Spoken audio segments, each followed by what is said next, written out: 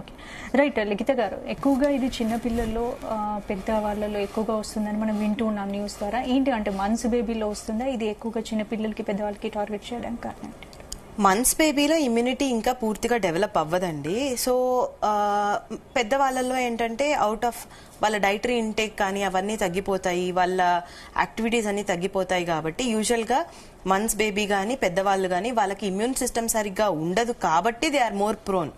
అలా కాకుండా middle aged లేకపోతే వర్కింగ్ వీళ్ళందరిలో కూడా ఎవరైతే కోమార్బిడిటీస్ అంటే షుగర్, బీపీ, థైరాయిడ్ లేకపోతే ఒబేసిటీ, ఆస్తమా ఇలాంటి కండిషన్స్ ఉన్న వాళ్ళు కూడా they are not having proper immunity. అలాంటి వాళ్ళు కూడా they are more prone for infections. ఇది ఈ హెచ్ఎంపీవీ వైరస్ అని కాదు కానీ any virus or any viral infections they are more prone. So చిన్న వాళ్ళకి ఇంకొంచెం అంటే మంత్స్ బేబీకి ఇంకొంచెం ఎక్కువ జాగ్రత్తగా ఉండాలి. ఏంటి ఎక్కువగా చిన్నపిల్లలు వస్తుంది అంటున్నారు కాబట్టి మరి పేరెంట్స్ ఎలాంటి కేర్ తీసుకోవాలంటారు చిన్నపిల్లల విషయంలో? బేబీస్ పుట్టారనగానే ఫస్ట్ గెస్ట్స్ ఎక్కువైపోతారండి ఇంట్లో. సో అలాంటి క్రౌడ్స్ ని అంటే విజిటర్స్ ని అవాయిడ్ చేయడం ఫస్ట్ థింగ్.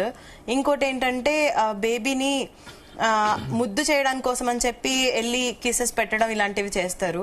సో మనం ఏదైతే మన నోట్లో కానీ వైరసెస్ ఏవైతే ఉన్నాయో అవి బేబీ తొందరగా అట్రాక్ట్ చేసుకొని వాళ్ళు సిక్ అయ్యే ఛాన్సెస్ ఎక్కువ ఉంటాయి.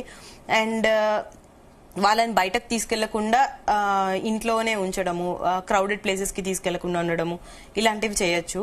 ఎల్డర్లీ అంటే ఇంకా వాళ్ళని కూడా సేమ్ బయటకు వెళ్లకుండా ఇంట్లో ఉంటూ ప్రాపర్ ఇమ్యూనిటీ మెయింటైన్ చేస్తూ డైట్ కానీ లేకపోతే హెల్దీ డైట్ మెయింటైన్ చేస్తూ బయట ఫుడ్స్ ఎక్కువ తినకుండా క్రౌడెడ్ ప్లేసెస్కి వెళ్లకుండా వెళ్ళిన మాస్క్ పెట్టుకొని వెళ్ళి అండ్ హ్యాండ్ వాష్ కానీ ప్రాపర్ గా అలాగా చేసుకొని ఫ్రెష్ అప్ అయ్యి తర్వాత వెళ్ళి బేబీస్ ని టచ్ చేయడము ఇలాంటి బేసిక్ ప్రికాషన్స్ కొన్ని తీసుకోవచ్చు.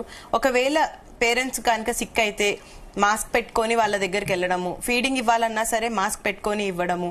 అండ్ బాగా ఎక్కువ సిక్ ఉన్నప్పుడు మెడిసిన్స్ వాడుతున్నప్పుడు వాళ్ళు డైరెక్ట్ బ్రెస్ట్ ఫీడ్ ఇవ్వకుండా మెడిసిన్ కి ముందు తర్వాత కొంచెం గ్యాప్ ఇచ్చి తర్వాత ఫీడ్ ఇవ్వడము, అది ఎలిమినేట్ అవ్వడానికి అలాంటి ప్రికాషన్స్ తీసుకోవచ్చు. రైట్.